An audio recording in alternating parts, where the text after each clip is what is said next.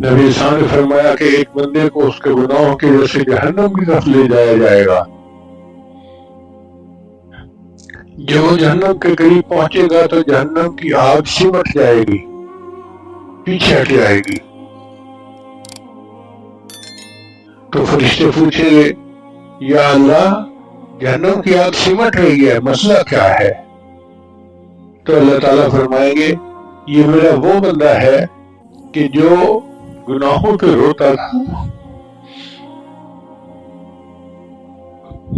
और जिस आंख से अपने गुनाहों के तौबा का आंसू निकल आया, उसको जहन्नम की आग नहीं जला सकती। इसलिए हमें चाहिए कि हम तन्हाई में अल्लाह के हुजूर अपने गुनाहों की माफी मांगे और खूब रोना धोना करें। अल्लाह को ये रोना धोना बहुत पसंद है।